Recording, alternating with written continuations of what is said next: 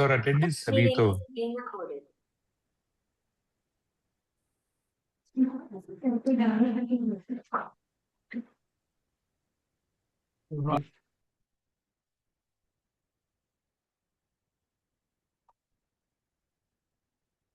keeps open.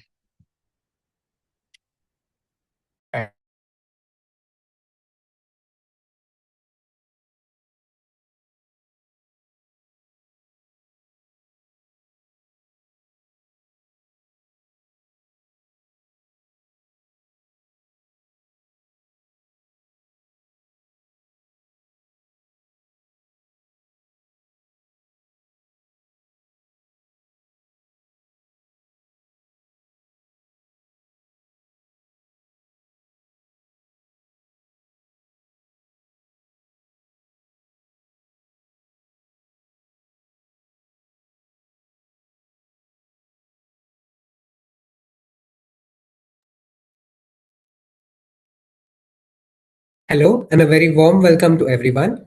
My name is Parvasha. I am the Executive Officer at Indo-American Chamber of Commerce, West India Council. On behalf of IACC, it is my absolute pleasure to welcome you all to the third session of IACC Thursday Insights. This initiative is focused on delivering impactful ideas and meaningful insights. Today's session is on POSH Beyond Papers, from compliance to real workplace safety. POSH isn't just a policy, it is a reflection of a workplace culture. While most organizations have the framework in place, the real question is that are we truly creating safe places or simply meeting compliance requirements? The session explores how to bridge the gap and turn intent into meaningful everyday action. Before we begin, I would like to introduce the leadership team driving this initiative. First, our president, Mr. Raghvendra Pongshe, a second generation entrepreneur and distinguished intellectual property advisor. He manages over 15,000 IP assets globally. Next, we have our vice president, Mr. Tejinder Pal Singh Oberoi, executive director at Signet Infotech. Along with him, we have our vice president, Mr. Manoj Balwani, a four-time entrepreneur and a seasoned management consultant. It is now my distinct honor to introduce the keynote speakers for the evening. Advocate S.K. Gupta, a distinguished advocate practicing from the Supreme Court of India, high courts, and various industrial tribunals across the country, with over 2 decades of experience in labor law and service matters. Since 2003, he has been advising organizations on key legislations including EPF, ESI, and labor law compliance, helping streamline the governance and reduce employer liabilities. Next, we have Dr. Sandhya Advani, the founder of POSH Systems, a firm established in 2019 providing end-to-end POSH compliance solutions. With over 36 years of diverse corporate experience across sectors such as travel, IT, BPO, aviation, and education, she brings practical insights from workplace governance. She serves as an external member of internal committees for over 45 organizations and has trained over 69,500 individuals on POSH and workplace conduct. A speaker and a trainer approved by the Ministry of Women and Child Development. Dr. Advani is widely recognized for her expertise in driving compliant, safe, and inclusive workplace environments. Advocate Meenakshi, a registered advocate with the Bar Council of Maharashtra and Goa, is an employment lawyer and a workplace compliance expert with over 7 years of experience serving as an external member on internal committees under the POSH Act. She has handled 100 plus workplace harassment and misconduct matters, supporting end to end inquiry processes while ensuring the fairness and legal compliance to principles of natural justice. As a senior solution architect in workplace compliance, she advises organizations across India and global market on POSH policies. We are also pleased to have our today's session moderated by Pratik Vaidya, IACC National Executive Council member and a seasoned business leader and a global entrepreneur. Currently, he is serving as the chairman and managing director across multiple ventures in US, UK, and Canada. He brings over 2 decades of leadership and experience and is currently driving his force behind Karma Global Consulting Solutions Private Limited. Now, without further ado, I would like to invite our Vice President, Mr. Tejinder Oberoi, to deliver his opening remarks.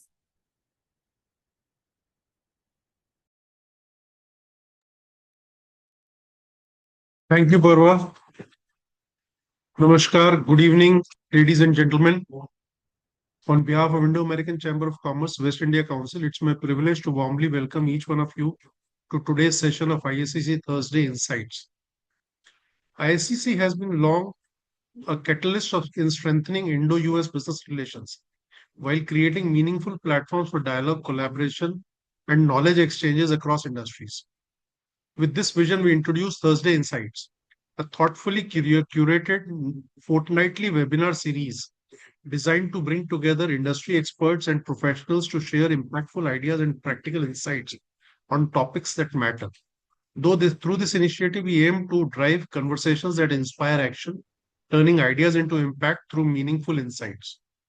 Today's topic, POSH Beyond Paper, from compliance to real workplace safety, is both timely and essential. While many organizations have taken important steps to comply with POSH regulations, the real challenge and opportunities lies in translating policies into practice. Building a workplace that is not only compliant but also truly safe, respectful, and inclusive requires continuous effort, awareness, and leadership commitments. This session aims to move the conversation beyond documentation and towards real, actionable change. I'm confident that today's discussion will offer valuable insights and practical perspectives that you can take back to your organizations. We are honored to have you with us, an esteemed panel of speakers who bring deep expertise and experience in this domain.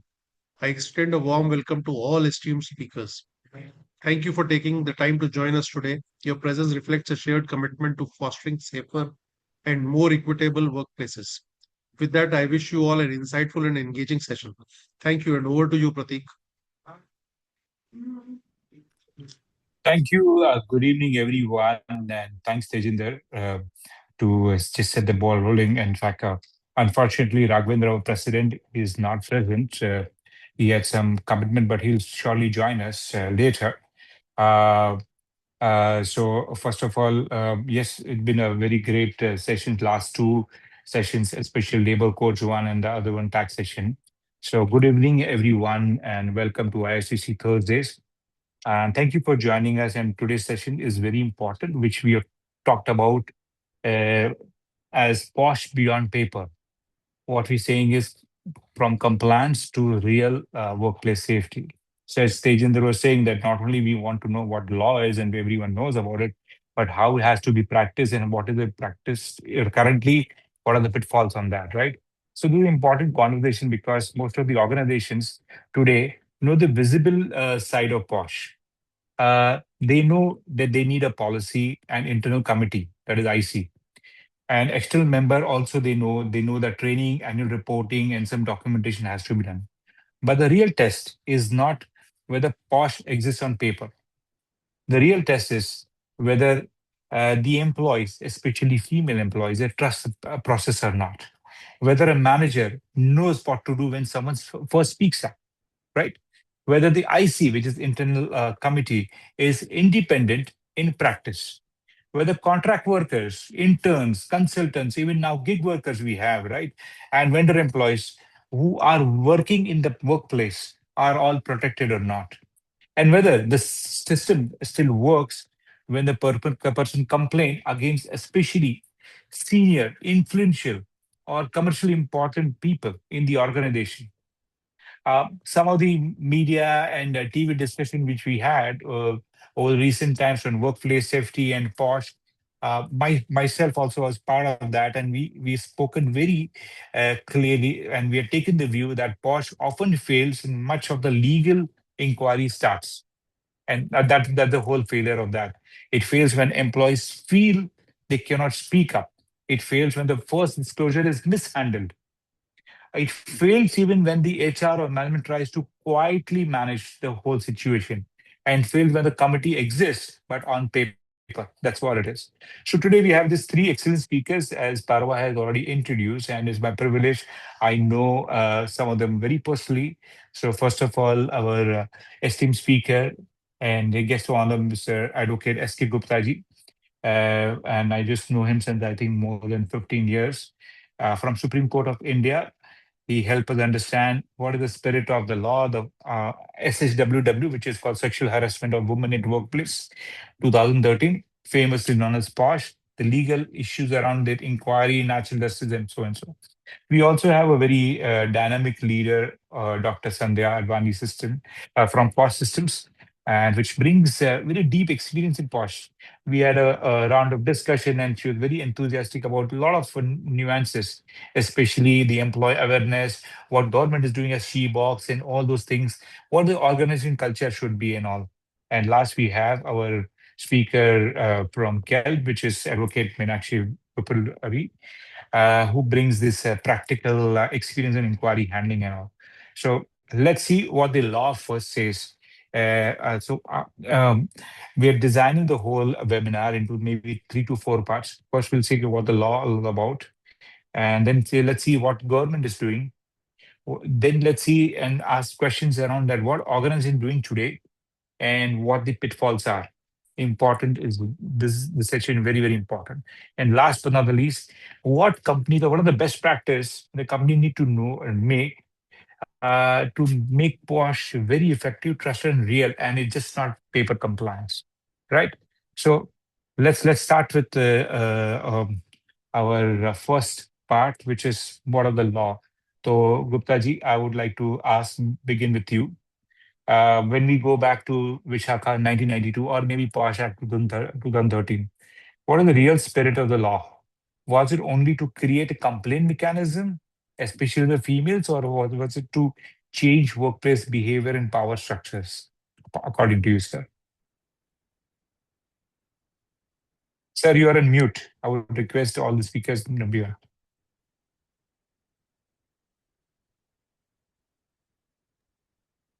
Okay.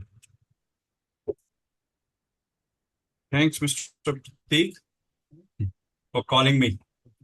Regarding this Visakha case, I think everybody is well known to everyone, because actually Visakha guidelines, Supreme Court has decided that basically when there is an incident in the workplace, then definitely actually some cases is reported to the police and some is not. Okay. And when the case is reported to the police, it was a totally harassment of the both the person. So Supreme Court in the case of Visakha, they also understood that there is a need to legislate another law by which actually such type of incident besides IPC employer can also deal in their own system. So that direction was given to the central government to legislate the separate law. It was legislated in 2013. Okay. And prior to 2013, when the case was decided, all establishment was directed that they have to deal all such type of cases as per the Visakha guideline. And after 2013, when it was legislated, then actually certain implementation direction was given by the government, by the even some High Court, even the Supreme Court latest in 2025 December again directed all the establishment to make a compliance, and they have directed to all chief secretary to submit an affidavit before the court. Okay, because actually this safety of the female is a precondition of the all employer to engage them in the employment. Okay.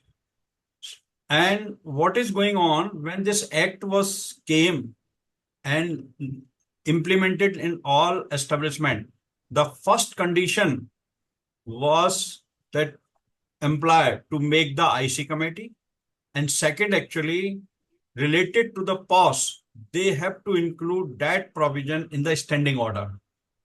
Mm. And second, actually, if the standing order only applicable in the Berkman category, then they have to include that condition in the appointment letter. Okay. And some company which I am dealing in Gurgaon and Delhi and Bangalore, I say that actually you say our company is zero tolerance establishment from top to bottom. Mr. Pratik, I can tell you when the MD or the chief executive clearly told that this establishment is zero tolerance with respect of the POSH, nobody can be leave if he's doing or some incident is occurred. Okay. So what happened? The definitely zero incident reported now on that establishment. So my actual experience is this: if the chief executive or the managing director, he's going to put only one board in the canteen, in the reception, in the main hall of the factory, that this establishment zero tolerance with respect of the POSH. That's all. All right. This So, enough. thank you, Gupta ji. In fact, well, it looks very good on paper. The process looks very simple, zero tolerance, and things around it. I would like to just have a cue from Advocate Meenakshi here that it looks very simple, like complaint, inquiry, report, zero tolerance, put a notice board, recommendation. But reality, what does the POSH process actually break down? Like, is it at the stage of receiving the complaint, or giving interim relief, or maybe collecting evidences or asking questions? It's all laid down in the policies, right? Interim relief, collecting evidence, or maybe asking question, or maybe maintaining some confidentiality, or maybe writing the annual report as well, or implementing recommendation. Which are the stages where it really breaks down, according to you? I hope you got my question. Yeah. Yes, totally. Thank you, Pratik. And I think I totally agree with you on this, that it does look fairly simple on paper and logical. Like POSH law is based on logic and your principles of natural justice, and you're supposed to be a reasonable person while interpreting the law as sitting as a panelist or a committee member. Sorry. When you're sitting as a committee member. But when what it breaks down to is how the company is sending out the message. Like I think Advocate Gupta has already mentioned that you have to mention the zero tolerance message, you have to communicate. Now, are employees looking at that message? Are they constantly feeling safe with evolving workplaces? Are people actually getting the message that we are actually safe in our workplaces? Now, how will they get those messages? Through innovative messaging, right? In many companies are adopting innovative ways to send this messaging. Now it comes to the point of when you receive a complaint. How uncomplicated is your process of receiving the complaint? Do you have a single email where people can send their grievance, or single portal where they can feel safe that my complaint will directly go to the IC and nobody else? So at the stage of filing the complaint, it breaks down in terms of the simplicity in process. If there is no simplicity in process, often this goes to one manager. That manager will loop in everybody in the workplace and an HR and a senior leader. So everyone already knows the complaint before it reaches the IC. And that is when the process gets complicated, because we can't follow the process. There's so much pressure from everyone around. So at the filing of the complaint level, there is a lot of pressure, and there is complication. Sometimes HR will start involving themselves there itself, and they will start asking you updates, whereas that is not legal, right? We are supposed to maintain confidentiality. And second is, even if we have somehow accepted the complaint and we have started taking action around preliminary action and inquiry, the lack of confidentiality adhering. Even if we make them sign NDAs, they will still break confidentiality. There will still be retaliation. There will still be people in the office creating havoc around these things. So I think the system gets difficult when the complaint at admission stage and at process stage gets complicated like this. And now with the use of social media, people will first write their complaint on social media before even coming to the IC. So that is another place So, where it breaks down. that's a very important point. And in fact, when we discussed yesterday, Dr. Sandhya, you told that while training is there, or people just put webinars and they just have it online training, and that's what the companies do. One issue I see often is that employees attend this training, they don't know about it, they don't fully understand what POSH covers. So, do employees still think that POSH only means extreme physical misconduct, or how do we make them understand? And what is the unwelcome conduct, power dynamics, verbal behavior, online behavior, whatever it is, some of the hostile environment and all. So, just wanted to understand that, because as Meenakshi was telling, that moment the pressure is there in the institution stage itself, and every whole world knows about it. What do you think that what are the nuances of the employee training should happen? First is to report, when to report, and what kind of sexual harassment to report. But at the same time, how to ensure it is very confidential in nature. That's what I wanted to know from you. Oh, so thank you, Pratik. There are, there are a lot of times where employees are facing harassment. They are aware of it, but they keep quiet. Right? Now, there could be multiple reasons why people don't complain. One is there is an individual aspect. They know, they know that it is there, but they choose not to complain. Primarily, maybe what it will be, will my name get spoiled? Will I lose my job? Will people, will people believe me? Will people laugh at me? Will there be retaliation? So there are a lot. What if my family gets to know? They'll stop me from working. I will lose my financial independence. So that is one aspect of it. Second aspect of it is why the organizations, why is there a failure? POSH has been there since so long. Why is there a failure? The failure is the way the organizations are implementing it. Small organizations feel it's okay if they don't follow the law, nothing is going to happen. It will take time for the clause of the law to reach us, so they don't want to do anything about it. So that is one category. Second category is who will implement it, and then there is a third category of organizations which are so huge that it's not possible to do in-person trainings or even webinars and all that stuff, so they generally end up doing e-learning modules. Now e-learning modules is also 20 minutes to 40 minutes, etc. So that is another thing. Third aspect of it, so the way it is implemented, now in 20 minutes what are you going to learn about the law? There's nothing much that you're going to learn. Right? Third aspect of it is there is a trust deficit. Employees do not believe that the process will be confidential or fair or free from retaliation. That is one aspect. Second aspect is the consequences gap. Have they seen anything visible happening after a complaint was filed? So somebody is quietly transferred, or the woman complainant is transferred to a different place, or there's not that much of a deterrent effect. So they feel nothing is going to happen. There's no point complaining. And the third aspect is relating to the normalization. Organizations, some kind of inappropriate behavior is normalized. So what if he said something like this? You don't have to take it seriously. Don't mind it and all that. So all these various aspects are there, because of which POSH compliance has remained like a toothless tiger. Right? Wow, a toothless tiger. In fact, So, see, government is doing this. Like, for example, they launched She-Box to have, complain. They launched it, I think, 2 years back in 2024 by the Ministry of Women and Child Development, yes. and more of a digital governance initiative for effective POSH implementation. Now, still, I don't know whether it's toothless tiger. As the information which I Yeah. have right now with me, as on last month, there are some 1.61 lakh workplaces which are onboarded, and some 68,460 internal committee details have been updated, with Right. some LCCs being around 7,700 of them. So my question first to start with you, Dr. Sandhya, is that organized have been implementing POSH compliance for years and all, and we saw that nothing is happening. Tell me that what steps government is taking, what exactly She-Box is, and Yes. how LC and awareness mechanisms are there.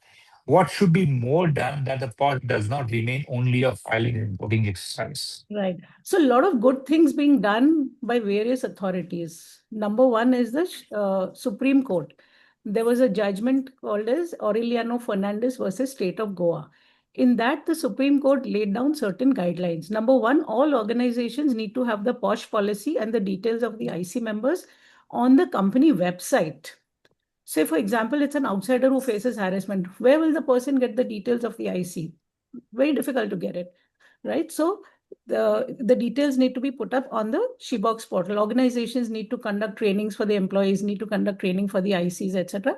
That was from the government side. And very recently, there was a new judgment also which came in, which is Dr. Sohail Malik versus Union of India.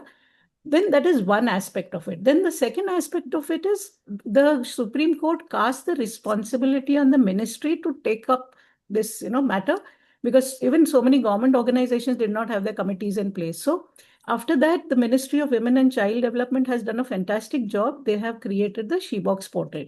Now all organizations have to register on the portal. Earlier, what used to happen was whenever a report was being submitted, it was submitted to the district officer. There was no central collation or such, and hard copy submissions and all to get all the data became very difficult. So they've created the SheBox portal. All organizations need to register. Second, they need to put the details of the internal committee. That is two, whatever trainings they're doing, they need to upload pictures, because otherwise organizations say, yes, we've done it. Now you have to upload the pictures. You need to put the name of the facilitator. Whatever other initiatives you're taking, you need to upload there. And plus your annual report also, once you submitted, a copy of it is uploaded on the SheBox portal. So at a click of a mouse, the district officer or the ministry can see how many have registered, just like how you are able to give the data, right? At the click of the That's mouse, right. all the data is easily available, and they are becoming very strict. This is as far as the Ministry of Women and Child Development. The Companies Act, the director's report, there was a notification which was issued on the 30th of May, wherein earlier on the director's report only included whether the organization has a committee in place. Now, after the 30th of May, the notification, the director's report has to include how many complaints came in, how many were handled, and how many went beyond 90 days.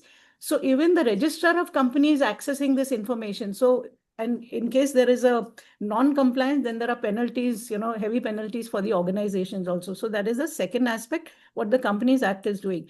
Third aspect is even the labor department. Like if you go for a shops and establishment license, they will ask you whether you have all these things in place before they give you the license. The Correct. labor inspector will land up in your office and check whether things are in place. If it's not in place, he'll issue a notice of non-compliance. So all agencies are coming together to enforce strict implementation of the POSH Act. So I don't think now it will remain a toothless tiger. It will move on to, becoming a force to reckon with. But I feel still, coming from the administration side, you told about the effectiveness and especially to the SheBox portal, and still the district officer is there. So my question to Gupta sir is that under this POSH framework, the district officer is usually linked to the collector, right? And district magistrate or similar authority. So in your view, has this model actually worked effectively on the ground? While, even if SheBox portal is that people can see online, I also took out the information from the WCD portal itself. But does the model work? What does the collector, what does the district officer actually do if the things are there? The data is there. Now, what else? So that is my question. And then I'll ask one more follow-up question before I go to Meenakshi. Over to you, Gupta. But normally, actually, district magistrate doesn't deal directly. Mm. He has delegated this power deputy level commissioner. Whenever any message is coming through ministry, through SheBox portal, immediately actually one person is there in the DM office. He's transferring that email to the deputy level commissioner. And then deputy level commissioner is transferring that message to the concerned inspector. Inspector is going to the establishment. So why we have a round robin, for example, if it's... Yeah, I'm coming. Another actually, why the government has directed to all establishment to submit their compliance report on the C portal are registered the establishment because fast communication. Those establishment has already registered before the C box portal. They are also sending directly message to the concerned establishment. Because when actually you are going to file or any aggrieved woman is going to file report on the C box portal. So actually she was also asked the factory or the establishment email. Got it. I would like to So ask you actually this follow. now I say actually C box portal is also better way to control this all POSH implementation across the country. This is my My feeling is that still, ultimately, POSH is a workplace issue, which we all know, right? It's concerning about a women employee. Sorry to interrupt. Actually, one thing is also I'm feeling because actually some organization they are only making the policy, but they are not making any awareness program. That's right. That we spoke about that. People spoke about that. So see, that is the only reason that some incident is happening repeatedly. Because actually every quarter, every establishment they have to conduct the POSH training program. So it is correct. not being conducted, and poster is not being put in the canteen or the common place of the establishment. I think Dr. Sandhya already spoke on that. In fact, actually, I'm also discussed because many people they have joined on this portal. Just ladies, they are not female is not reporting. But for that, actually, I advise to all establishment: don't ignore, report immediately. Don't ignore, report immediately. If you are making it that poster also, I think actually it is a mirror to all employee of the organization. Great. I think that's a good support. But I'll tell you, I'll come back to you with the question and to Dr. Sandhya also. But you know what? Sticking to this particular aspect about workplace issue, when we talk about labor department and what government is doing, it's a whole round, like not eating from here but from here. Where since POSH is actually ultimately a workplace issue, should the labor department only have to? So this is why the Shebox portal is not regulated by labor department. Why it has to go through the district magistrate or sorry, district the collector, the district officer, and then they route it to deputy commissioner of labor, and then the inspector, who is actually a labor inspector, is involved, and then they go and check. Similarly, when you already check with Sandhya, Dr. Sandhya, that even if you do a shop management license, for this ask that whether you have POSH committee or not. So now, even the annual report which is there, I don't know what is happening to the annual report which is filed, and even if it's filed on the POSH portal, who actually checks it? So, district collector or district officer, they check it. What's happening on that? Shouldn't that annual report or things would be actually governed or seen by the labor commissioner or deputy commissioner labor? Advocate Meenakshi, what are your views on that? If I understand correctly, why is the process so complicated? I think we are yet to figure that out. I think I won't be able to answer that, but I do believe that the labor court is an appellate authority. So while they are an appellate authority, we need somebody who is looking at things at a preliminary level. So I am assuming that that is why the district office is something that can look at governance at a local level. And it can also keep a check on a lot of other regulatory needs. So that is why district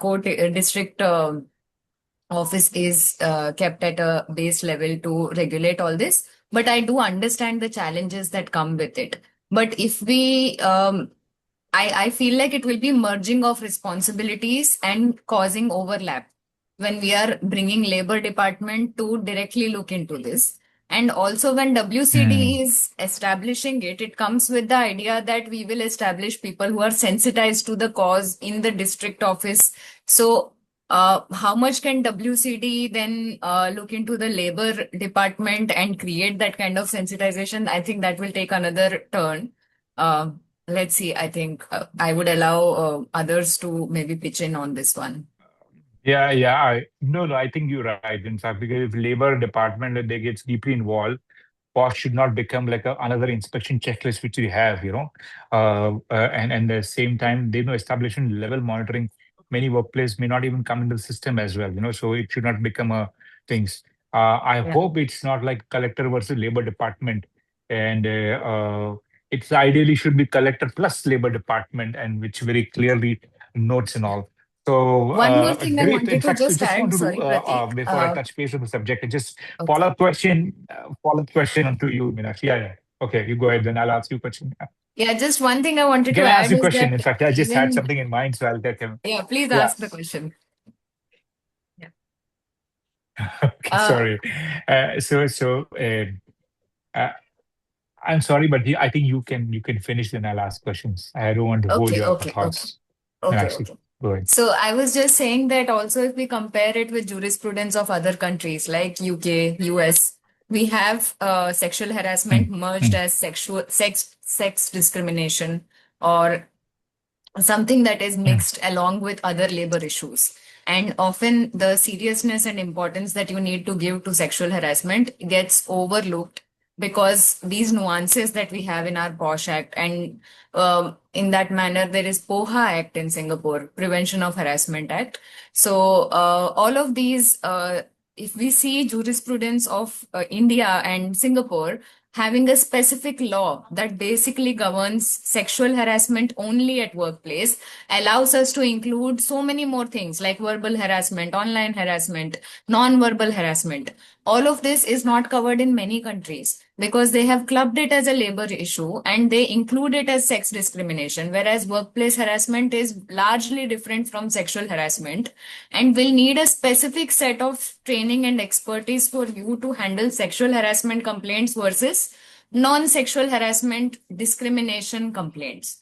So the one is a harassment and the other is a discrimination. So I hope that that also maybe adds to value to the thought on why there is a segregation. Great, in fact. So let's come to the organizations. Actually, large companies when you discuss, large companies are far more aware today. But it just is like a tick mark aspect about webinars and things around it, e-learning and portals, and you have policies, induction modules, which is so-called set. Okay, fine, this is working and all. Internal committees, external committees, and annual reports. I don't know what the real case happened when the system gets tested. And we know one of the large IT company and the system got tested and the test was broke, right? In our own advisory also, I'm also part of some committees and the media discussions. I've often seen that no longer is absence of paperwork, but actual implementation.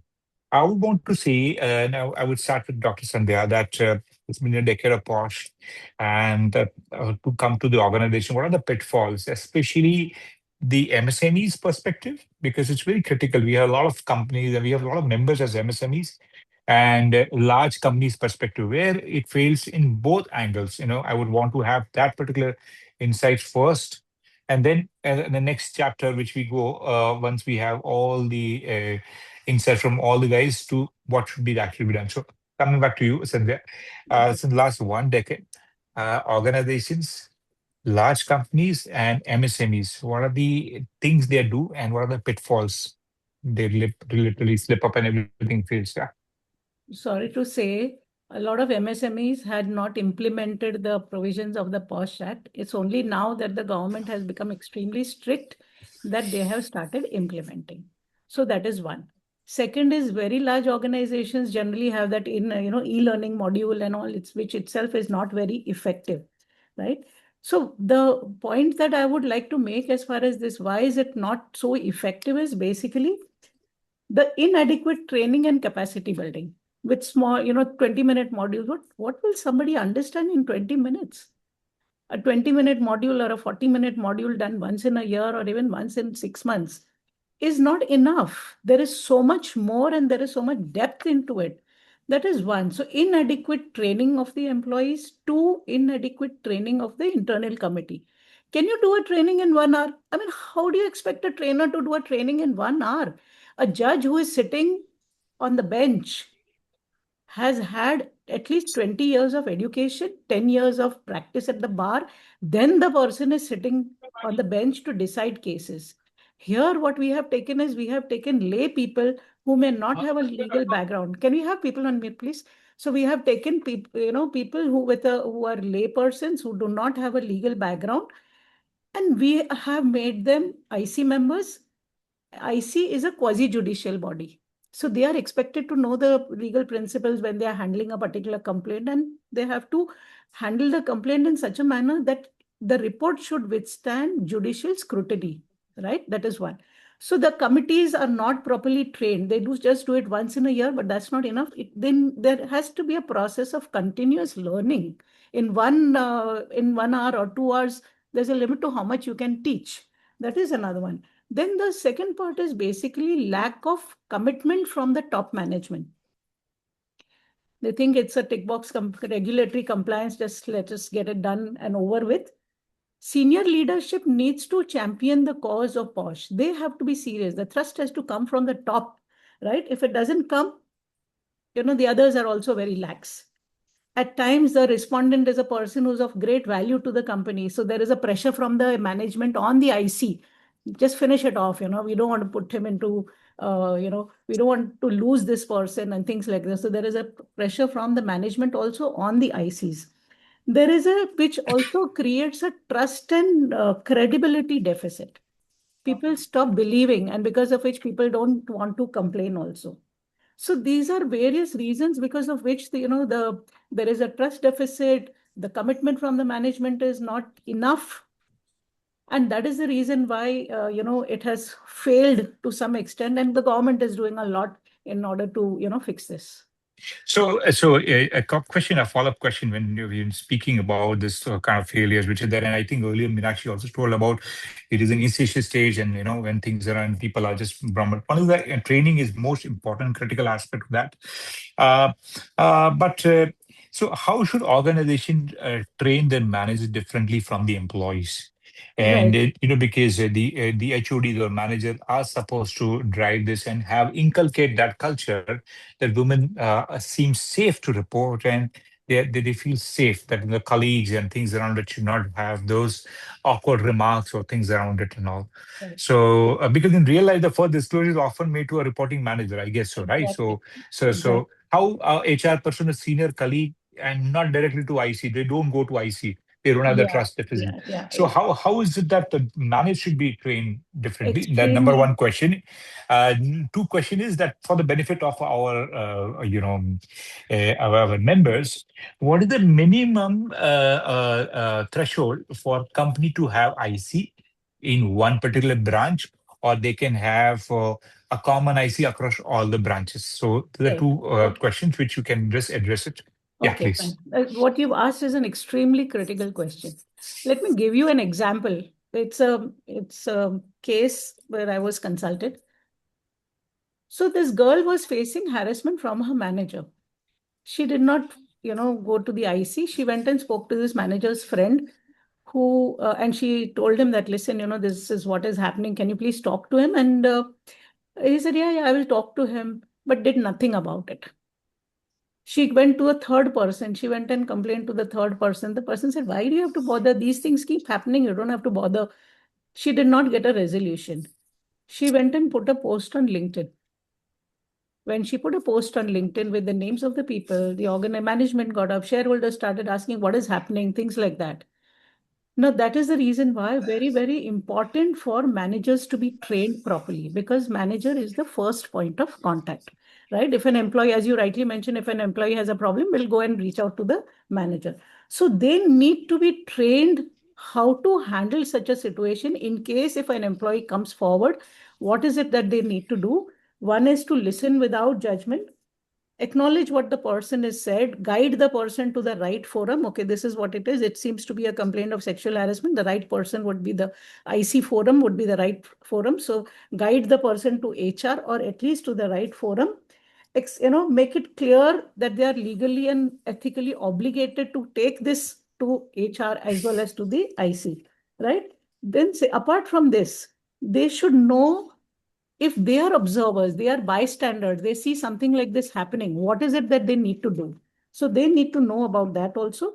And, what are the organization's responsibilities? Because you see, the manager is a point of contact between the organization and the employee. So if the organization is entrusted with the duty of doing something, the manager should be aware that yes. So if an employee asks, for example, it is the duty of the employer to provide support to a woman if she chooses to go to the police station and file a complaint. Now the manager should be aware of this. If the woman says, listen, I want to go to the police, will the company help me? He should know that it is a responsibility of the company to help the employee. If he says, no, I don't know, and this is not, I'm not aware, I don't think we can help. So he's giving the wrong information. So it's very important for him also to know what is the responsibility of the organization.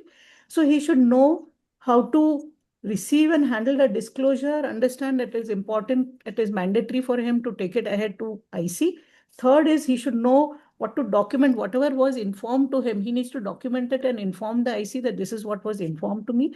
And he should know how to protect the complainant so that there is no retaliation on her. He should know about that also. And in case if both of them are in the same team, etc., he should know how to manage the team dynamics. He should also know precautions to be taken in case of difficult conversations. Let me give you one example. The manager is wanting to talk to a person who has not been performing well. He calls her, he tells her, you've not been doing well, and I think I'm going to put you on a PIP. She goes out and she says, he asked me for a sexual favor. I refuse. That's why he's put me on a PIP. So when you're having this kind of a difficult conversation, it is advisable to involve HR in it, that there is somebody from HR who is present. Ensure that you've built up a case before you have this kind of a conversation. So that is also important. And there should be annual refresher courses wherein situations are put before them and how would they respond. That kind of a specialized training needs to be given to the managers. So this is what I would say as far as the manager's training is concerned. Extremely important. They should be trained properly how to handle things. As far as the formation of the IC, the law says that every organization where there are 10 employees or more needs to have a committee in place. So it has to be there at every workplace where there are 10 employees or more. And when we talk of the term employees, it doesn't just mean on-roll employees. The definition of employee under the POSH Act covers much more. It covers the employee on rolls, contract employees. It covers interns, trainees, apprentices, consultants. All these people are covered. Ad hoc worker, daily wage worker, temporary worker. All these are covered under the definition of employee. So wherever there are 10 or more, you need to have a committee in place. You referenced, there was a case law which I know about, the Dr. Sohail versus Union of India, Right. Yeah. Sohail Malik case, right? Yeah. Where the Supreme Court held that the complaint can approach the IC, Internal Committee, at her own workplace, even Correct. when the respondent belongs to another workplace, right? Correct. Or organization, provided there is a workplace nexus, branch level and all. I would Correct. like to actually ask the Guptaji, since he's come back here. The Guptaji, could you briefly explain the importance of this Dr. Sohail Malik judgment, if you can? And maybe, you can, and why it matters in this modern workplace, especially we are into work from home and different companies and everything. Yes.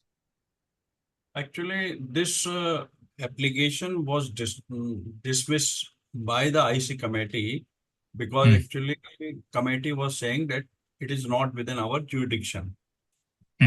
That's why it was dismissed.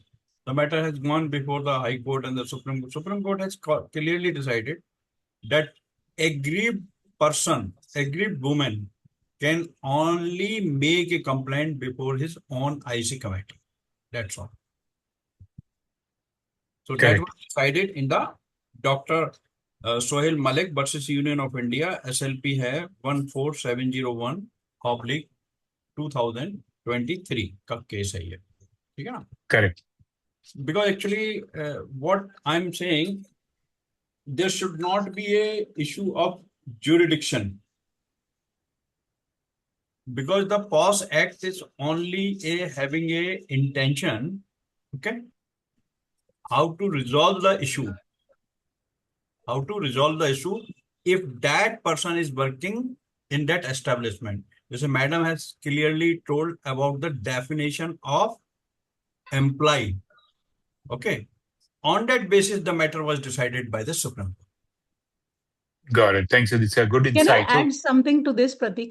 yes, yes, Sandhya, Dr. Sandhya, you can Okay. definitely add, and then I would Okay. want to go to Meenakshi also, one of the follow-up Yeah. questions. Yes, go ahead. You So first, you talk. Sohail Malik case is of special interest, right? So what was happening in this case, the woman was working in the Department of Food and Public Distribution, and she had filed a complaint against a person who was working in the tax Other department, department. Dr. Sohail Correct. Malik. Now she filed a complaint with her own IC. The IC sent him a notice to reply. He challenged it.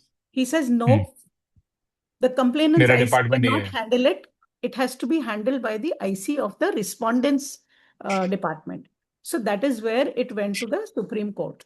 Now the Supreme Court laid down certain guidelines. They said, listen, they looked at Section 11. It says that Section 11 says where the employee is a person who is governed by a company where there are service rules, otherwise where it doesn't have service rules, or if it's a domestic helper. They said it's a procedural trigger. IC of the complainant's company can handle the complaint. The respondent cannot say that the IC has no jurisdiction. So they talked about what you called as a two-stage inquiry. So if the respondent is from a different company, and the woman has been harassed when she has gone in the course of her employment. Say she's gone for a conference, an employee of another company has harassed her, and she has filed a complaint. She can file a complaint with her own IC. The IC will conduct a fact-finding inquiry, and the report is forwarded to the employer of the respondent, who is bound to implement the report. In case if the IC of the complainant requires information about the respondent from the respondent's employer, the respondent's employer is also bound to provide that information to the complainant's IC. So there is a two-stage inquiry process. And this is a very important thing, because I remember once this judgment came out, one of my clients who is an NGO says, we are interacting with the government. We've got this judgment. Now my employee can complain to my IC. They don't have to go to the respondent's IC. So it's a very, very important judgment. That's right. In fact, so for example, one is the judgment, which is very landmark judgment. That's why I reference here. Second is the requirement of IC. Wherever you have 10 and more employees, doesn't matter female or male employees, in that particular branch or establishment, you need to IC committee. What happens is that the modern workplaces are more online. And this is a question to Advocate Meenakshi here. And if you can throw insight on that. The modern workplaces are so many of hybrid. Post-COVID, we have online workplaces and everything is there. And often you have, say, a person from Delhi is there and a person from Mumbai is there. They are on online meeting. And if there are only two people working online, and if it's a not recorded conversation, there can be sexual harassment through video chats or through things around it. How is the law jurisdiction working here? Which employee can go and complain, because now it is not a branch, it is maybe a remote employee working from home or something like that. So how does that jurisdiction of the IC committee requirement happen here? If you can throw some light here. And there may be so many companies like that. They're just working from home and scattered across India. Should they form IC committee, not committee, and what happens on this? As a workplace? Yeah, please go ahead. Thank you for the question, Pratik. I think this is very relevant right now. And hybrid model, work from home models.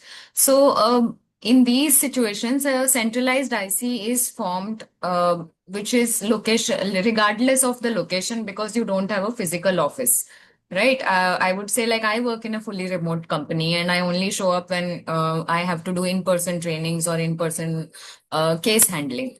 So in these situations, we will have our own internal committee. Now, there was a case, Sanjeev Kumar Mishra versus Bank of Baroda, which was which was a Bank of Baroda employee who sent WhatsApp messages to another colleague in a different department. They are not in the same department, and the messages were sent after hours. These were the claims of the respondent, saying that because this is after hours and this is on WhatsApp, this doesn't come under POSH. This doesn't come under the workplace. So in this, it was held, the judgment clearly states that interdepartmental conversations, or even if you are having conversation with somebody due to work in an online capacity, or sending messages to a colleague after work, are still establishes a working relationship among the employees. So the fact that they have a working relationship and messages were sent after hours to this person will be constituted as sexual harassment under the workplace, within the workplace. Now, the challenge is also something where if your panel IC committee is sitting from Delhi, Bombay, different places, then often we suggest that in hybrid situations that have local representatives in each city who can at least be there physically present for the person to reach out to. If not, then okay, completely virtual hearings can also happen, and those are equally effective because you can also study a lot more on how to analyze the body language in a virtual setup, and then you can definitely handle the cases virtually as well. And I do not think they are less effective if research is done and members are trained properly to handle a case virtually. Now, there are also global situations, like I wanted to just elaborate that workplaces no longer are limited to Indian jurisdiction. There are multiple jurisdictions that come. I'm sitting here and talking to somebody from London office. Now, who am I going to file the complaint to? So then option comes now with the Sohail Malik case, that I can complain to my own IC and they can let me know which jurisdiction is better for me to file a complaint. And people have chosen in that manner in multi-jurisdictional spaces. Now, after work hours, any conversation that is happening, one case I had where this person said, I'm very professional in the workplace, and he is harassing people sitting outside in the tea stall that is in front of the company. So then he says this is not workplace. So people are trying to find loopholes to workplaces. So as long as they are meeting due to a work relationship and they have that relationship, it continues everywhere they go. And that is something that sets up. That's a wonderful insight, actually, to the participants. We have more than 3,000 members as far as Indo-American Chamber is concerned, and we had more than 500 plus registration today, and 300 plus already attending this. So let's make this last. Like, let's have a good fire chat. We already short a bit of time here, and Tejinder is looking at me like that. But it's a very wonderful conversation which we have. Let's have like a fireside chat. So, quick 30 to 40 seconds to each of the our panel speakers, and make it useful for our audience. So, suppose a CEO today, CEO is there, or a CHRO, compliance head, or HR manager, or even IC member for that matter, business leader is attending today, and a lot of members who are doing that. What should they actually take back and change tomorrow? So a common question which I would like to ask is maybe 5 things every company should do, beyond having a POSH policy and an IC. And starting with Dr. Sandhya, you can start, and then I'll go to Gupta ji, and then just as 5 things which you can think about it. That what are the last 5 things companies should have beyond this, Move from paper compliance to changing company culture. Proper sensitization of people. Top level management should be involved. There should be serious commitment for it, because women bring in different perspectives, like including women in your workplace definitely makes the work more productive, etc. So women are also a part of your workforce. Ensure that they are working in safer workplaces. Do not just take it lightly. So moving from paper compliance to changing organizations' culture is what is extremely important. And ensuring that women are there so one of the things that they could do, have somebody like POSH champions. People may not reach out to the IC, right? They may not reach out to the IC. But if there is somebody who is a POSH champion where a woman can go and ask, this is the kind of thing, can I complain under POSH? What can happen? She has lots of questions before she actually reaches out and files a complaint. So they could have depute some people as POSH champions. And whenever ICs are getting trained, even the POSH champions get trained, so they are aware of the provisions of the POSH Act. And that way there is a forum available to a woman where she can go and, ask some questions if she has any doubts, etc. That is one. Second is that they could also do an anonymous survey through a third party. So when people have issues, they have complaints, etc. So talk about it. Third is that there should be clear understanding of what is sexual harassment and what is workplace harassment, right? Recently, I had two complaints. They were more of workplace harassment rather than sexual harassment. So what is sexual, what is the right forum if you have a workplace harassment? So they should be able to identify this will come under workplace harassment and this is the right forum that they need to approach. So a couple of things like this, if they do, will definitely help to, create a better awareness. It should be very easy for a person to reach out and file a complaint. If it's difficult, then the woman will not reach out. You will have people One, leaving. So keep a yeah. track on women attrition. Keep a track how many people are leaving. Why are they leaving? All those things. So if some awareness or people are the HR is more sensitive to all The these things, they will analytics, keep a track on this it. is this is a very good insight of analytics actually, and the HR. In fact, Gupta, you also told, when you started the conversation, a big bold CEO's mandate has to happen. A big bold CEO's mandate, zero tolerance, and that's a really very good mandate which is there. Where so should POSH be treated also as a board level governance rather than a workplace risk issue? And just HR compliance matter? Do you think it should be a kind of a board level governance as well? Of course, Companies Act has the provision and everything, but what is, according to you, it should be treated as a board level governance or not? 30 seconds fast, and then I'll go to Advocate Meenakshi. Yeah, Gupta ji. Okay, sir. Basically, I'm telling my practical experience, which I have faced in different establishments. Okay. Until or unless the commitment is from the top, the culture cannot be changed in the establishment. Okay. Either you give it training, either you put a different poster and everything. But if there is a message from the top down the line that this establishment is having a zero tolerance, and second, actually, they have to set an example also. If somebody is doing, he will remain no more in the employment. So first, actually, that a message, and another is action also. And third one, actually, because basically, if you are going to read this act, what is a first step? Prevention. Correct.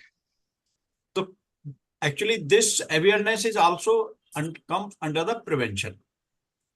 Poster or communication is also coming under the prevention. Training is also coming under the prevention. Ab actually provision. Provision matlab there should be a punishment. Act is also saying if you have not make a compliance, 50,000 will be imposed, and again actually double the punishment, and your license can be cancelled. It is a provision. And then redressal. Redressal matlab you have to make a IC committee, and and there is a timeline that you have to submit the report and the findings and under the inquiry. And the inquiry, one thing is also important, I am telling, that is the presiding officer of the IC committee. Correct.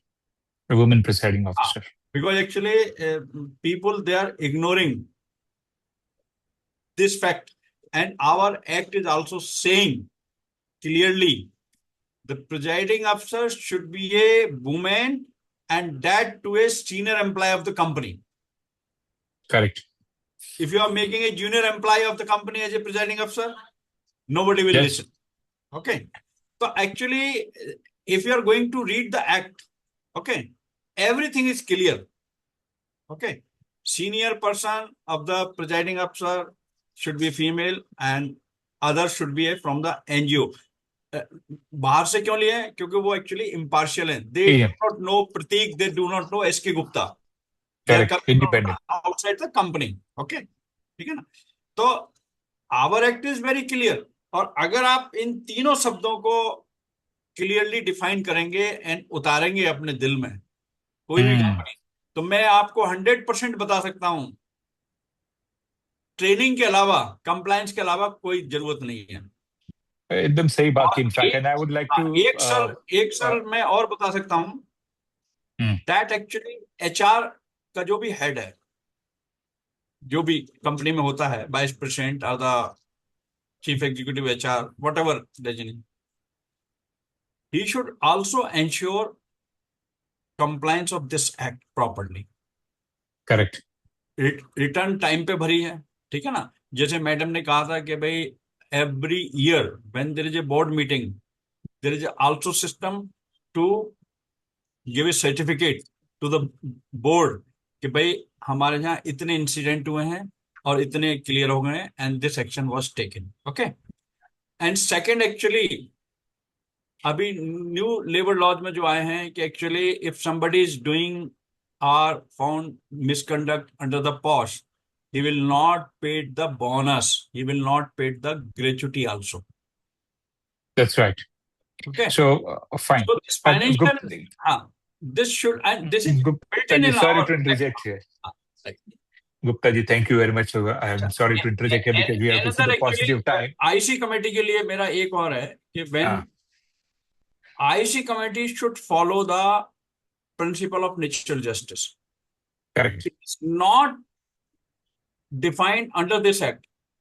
But they should follow because it's a quasi judicial, and they have to definitely follow. So basically, by complaint ko, you have to pass the complaint to the respondent, ask for the reply, and second, actually, again, I am saying all presiding officer, IC committee must try for compromise or conciliation first, and this is also built in.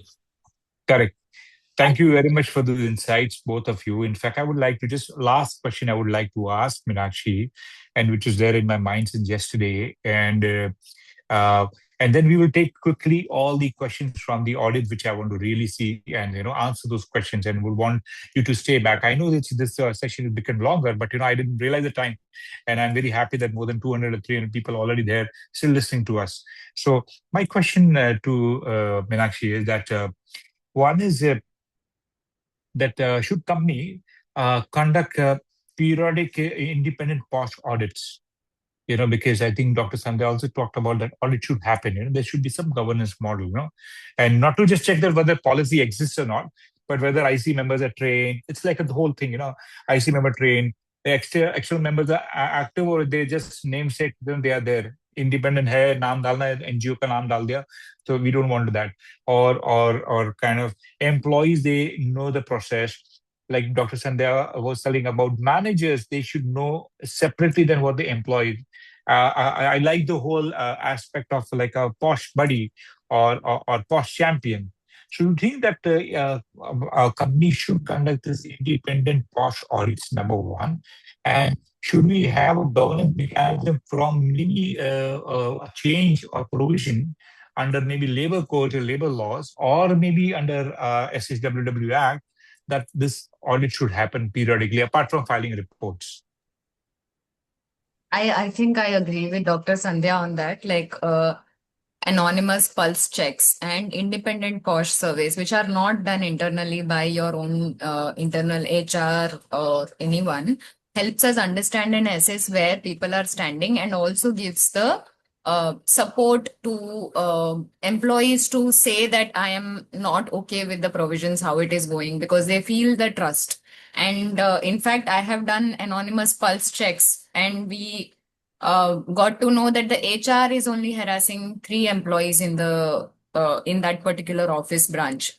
And these kind of audits really are effective in also understanding where we stand in our POSH meter, if I may say so. And there are also a lot of diagnostics that are available. Like I even designed some of them myself, where employees, HR, senior leaders, everyone should be taking these diagnostics also periodically, independently, which are curated specifically for that particular stakeholder. Employees should have their own, managers should have their own, HR should have their own, leaders should have their own.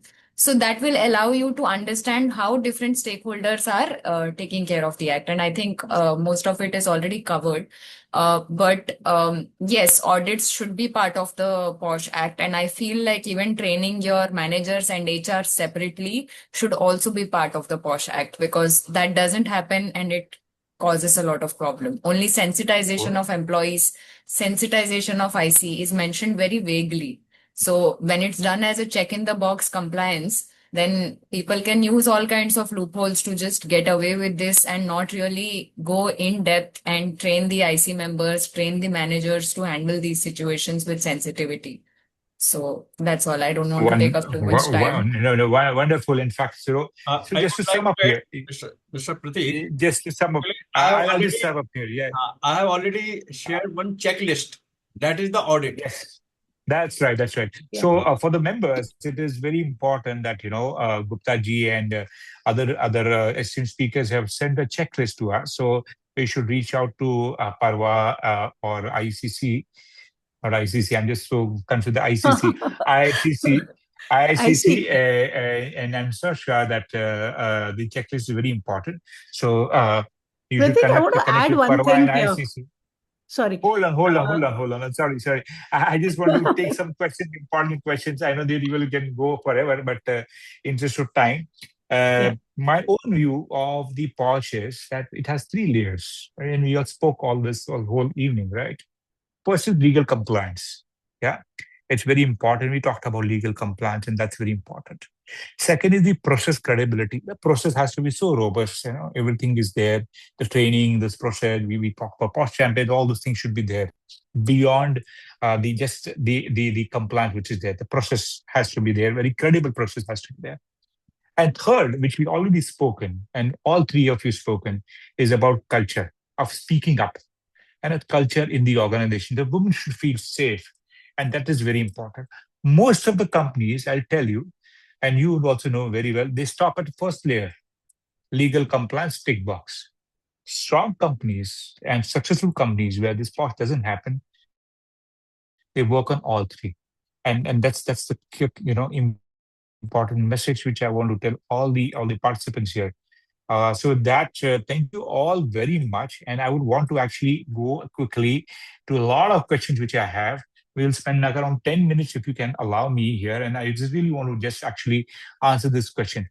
Also, just to let you all the members know, just in case we are not able to complete all your questions and we don't able to answer them, I would suggest that you please write it to the IACC, Parva, and those questions will be answered by our own speakers and then responded to you. I hope you are all part of IACC. Ensure if you're not, that you just become members. You will have a lot of other benefits around this. So let's go back to the questions here, right? So in a hotel, one question is, in a hotel establishment, there are multiple restaurants and banquet halls operating within same premises. The BMC or the municipal corporation has mandated obtaining separate license for each restaurant and banquet hall, resulting about approximately 16 individual licenses. Additional SNE registration are also in place. In this context, kindly clarify hotels required to constitute 16 internal committees under POSH Act or for each licensed unit outlet, because each is a separate organization and maybe having 10 or less than 10, or whether single IC for the entire hotel establishment would be sufficient. Who can take this question here? I hope you got the question. Dr. Sandhya, you would like to just try this here. Yeah. Yeah. So you see, in this particular scenario, there are different restaurants which are there, which are a part of the hotel. Each is a separate legal entity, right? Now, there are two ways to look at it. It depends on whether they have more than 10 employees or not. That is one part of it. Second is if they don't have, more than 10 employees. Now, there has been a judgment with Jaya Kodate, which is talking about if they are operating from the same workplace, you could have one committee in which you have representation from the various hotels. So if there is a complaint which is coming, say from an employee of one restaurant against a employee of a second restaurant, that committee could handle the complaint. Having said that, it's a little tricky situation. If that restaurant has more than 10 employees, law says you have to have a committee in place. But this is how it could be handled. If they have their own, incidents which are happening between their own employees, then they could have their own committee, which they do it. But otherwise, if it is less than 10, then it's advisable to have one committee with representation from all of them, and then go ahead with the complaint handling. Wonderful. Let me see. There is one question about throw some light on Section 18 appeal. Is a gray area, as it says, may prefer an appeal to the court or tribunal in accordance with the provision of the service rules applicable to the said person or which no such service exists in, without prejudice to provisions contained in the law, blah, blah, blah. It is basically on Section 18 appeal. Who would like to say, Advocate Meenakshi or Dr. Advocate S.K. Gupta, would you like to throw some light on this particular question on Section 18 appeal? Anyone wants to go? I can take it. In case they don't want to, I can take it. I think Advocate Gupta had chosen to answer it in the... So that's why I was waiting. Go ahead, Gupta ji. In fact, if you want to take it.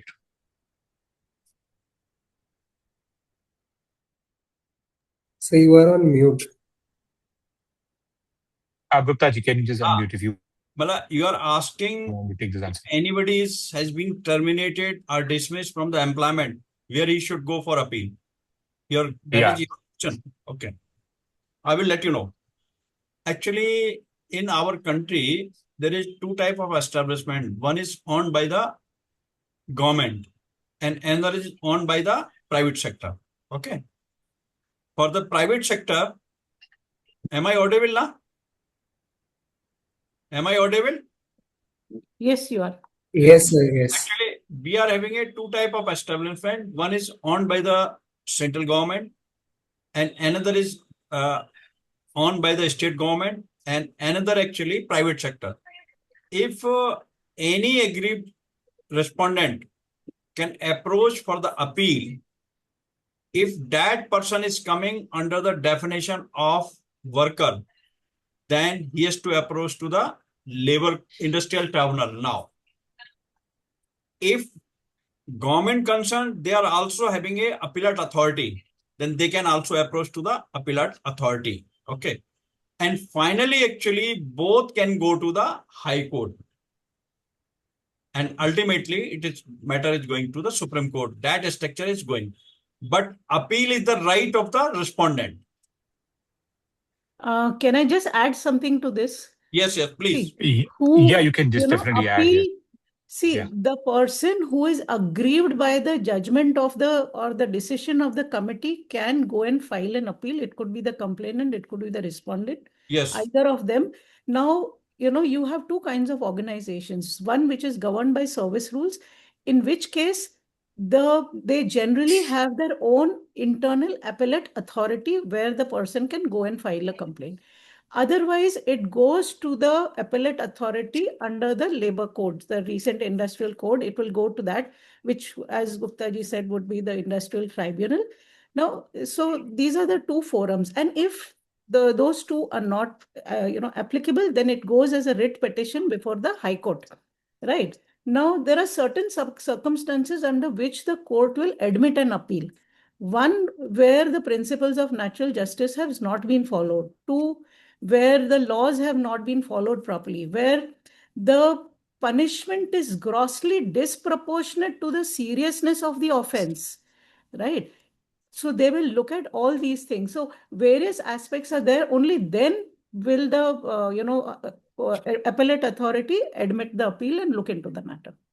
Great, thank you so much. In fact, so one of the following question is that there's a question from a contractor. We are contractors and have two women working with different principal employers, and maybe different location also, or maybe the same location.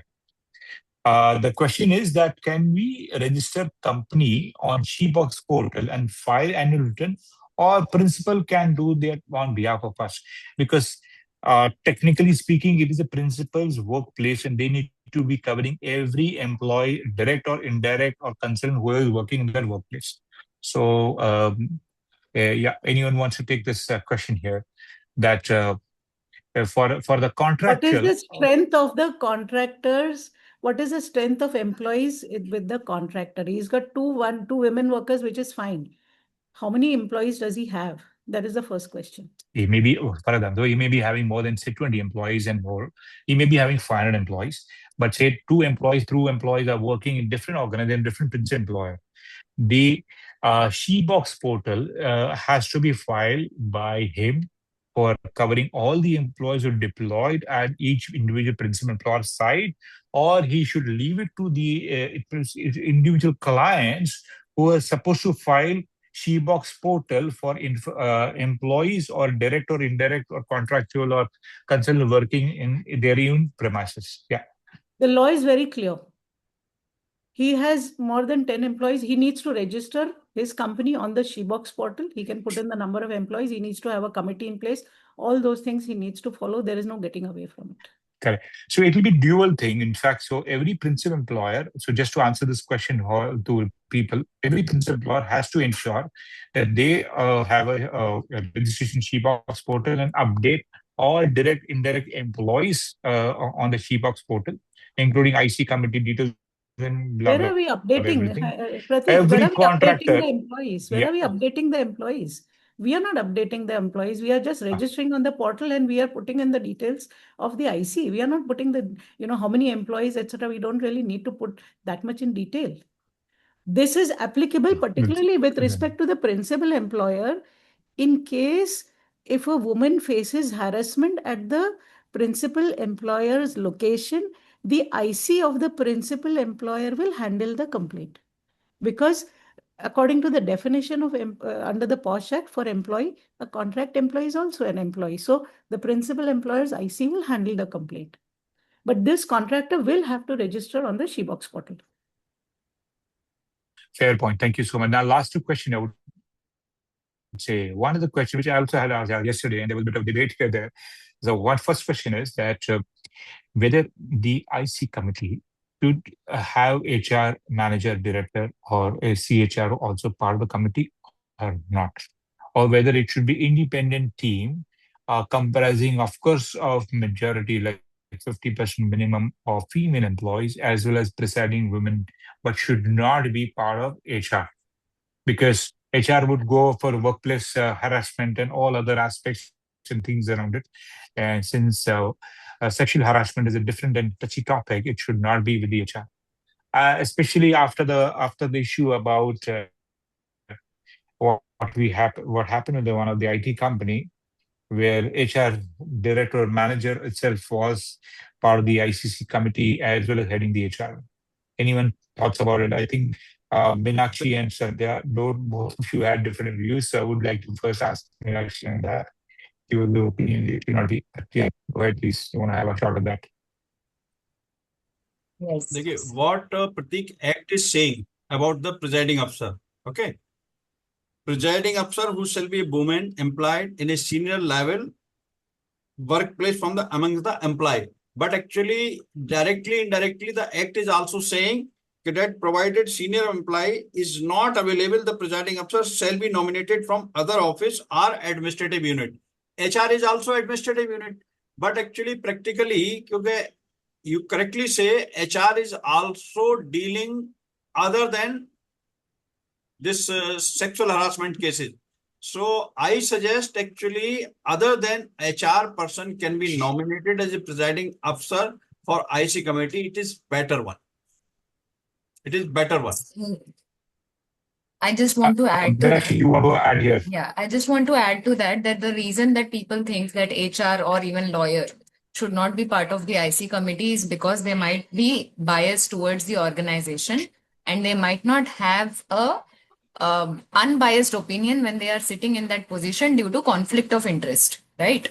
But I have a differing opinion. I believe that anyone who is trained and sensitized to be in that position can definitely be part of the IC, provided that the HR person who is within the IC is also supported by other HR team members who are taking on the parallel duties that need to be taken by the HR while the inquiry is ongoing. Like I might have something as an IC member, I will direct the HR, please do this for me, right? I cannot be the HR who is directing the HR member and I am only doing this on the side.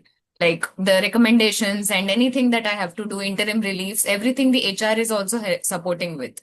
So I need an HR team who is also doing that. So then I can be part of the internal committee because I am sensitized and trained. And same goes for lawyers who are sensitized and understanding and not going into strict interpretation of just the law and understanding the essence of the law and not going into literal interpretations.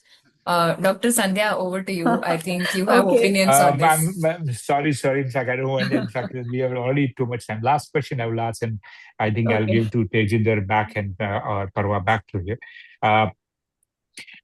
We spoke about workplace and women safety at workplace. We spoke about culture. We spoke. See, it's a culture issue which you said. HR should be part or not.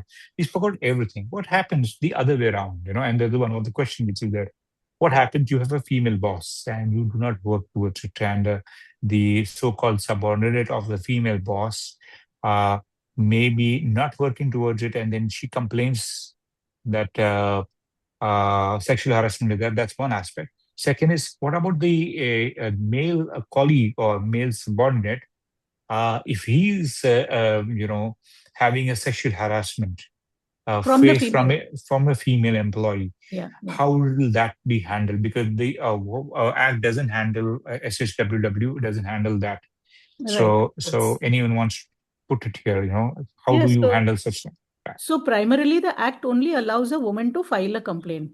Now, a lot of organizations also have a gender neutral policy. So which says that in case, if a man or a transgender is facing harassment, they can file a complaint.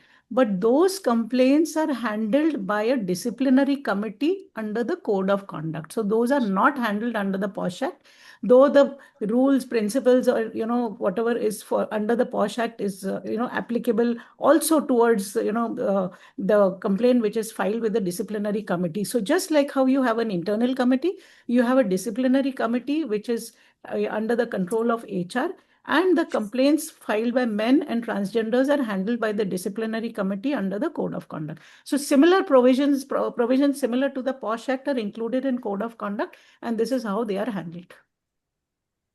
I wanted to add that you can also put the same internal committee sometimes to handle these complaints because they are trained to handle such complaints.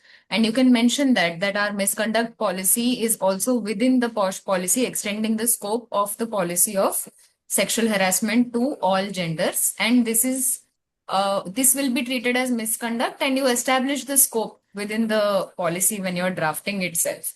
Yes, and we've handled cases like that by men against men, men against women. So we have Right. handled those situations. Superb. In fact, so wonderful. In fact, we just overshot so much, but I think it was such an engaging and good conversation which we all had. My superb key takeaway in this whole POSH has been that uh, it's a workplace governance issue for sure. A policy can be copied, a committee can be formed, a training can be completed, a report can be filed, right? But trust cannot be created on paper. The trust is created when people know that if they speak up, they'll be heard, protected from retaliation, uh, treated with dignity, and they're given a fair process. So, on behalf of IACC, thank you, Advocate S.P. Gupta ji, Dr. Sandhya Advani, and Advocate Meenakshi for joining us today. Thank you, all the participants who've been patiently hearing this more than 1.5 hours actually for attending. And I hope this whole session has been very much meaningful. Over to Parwa for closing session, and then to be taken over by Tejinder here. Yeah. Thank you so much, Pratik sir. Thank you so much, Advocate S.K. Gupta, Dr. Sandhya, and Advocate Meenakshi. It was a really insightful session, I believe. Now, I would like to call upon our Vice President, Tejinder Oberoi, to give the formal vote of thanks. Thank you, Parva. So it was a very engaging discussion that we had here. So I think it was not about POSH, it was more about workplace safety. And while we can have policies, it is intent and actions that need to be seen to have a safe workplace for all. So I think, on the industrial front, you have the other kind of safety things that we also practice, but this is very, very important. And I also feel that it is also very important that while organizations do their part, I think families also need to do their part in bringing up culture so that people can bring in and work in more safe places. So upbringing and safety, upbringing and recruiting people with better upbringing can ensure a far more safer workplace also. I think that family part also needs to be included in this review. On behalf of Indo-American Chamber of Commerce, I extend my sincere gratitude to all speakers for these thought-provoking sessions. Gupta ji, thank you for your invaluable legal insights, and also for your very important suggestions on how to implement things. Sandhya ji, your practical, experience-driven, and also your legal perspective truly helped us see how POSH can be implemented effectively on ground. Meenakshi ji, thank you for your important contributions and adding further depth to today's conversation. Pratik ji, very engaging session. And we see that everybody was, we could have continued for hours together, but I think it's important to follow timelines. All participants, thank you for your patience, taking your time out and engaging. Sessions like this create value when organizations extend beyond this forum and translate real changes within their organization. I hope our session delivered value to you. A special note of thanks to IACC WIC Secretariat, Vishnu and Parva for their dedicated efforts behind the scene in organizing and executing this session. At IACC, we remain committed to facilitating dialogues that are not only inform but inspire actions. Since we'll be doing this Thursday Insights every fortnight, we are very happy to take opinions and get comments from everybody on what kind of topics you would want us to bring and what kind of people we can bring in those speakers around those topics here and add value to your businesses. With this, we conclude our session today. Thank you once again for this initiative to be a part of this. Have a wonderful evening. Thank you. Thank you, and Jai Hind, everyone. All the best. See you. Jai Hind. Thank you so much. Tomorrow, tomorrow the Labor Day and also Maharashtra Farming and Gujarat Farming Day. So happy Labor Day to everyone and happy Maharashtra Day, happy Gujarat Day to everyone. And hope that they make a better workplace from Monday onwards. All the best to you guys. Great. Thank you so much. Thank you. Thank you so much.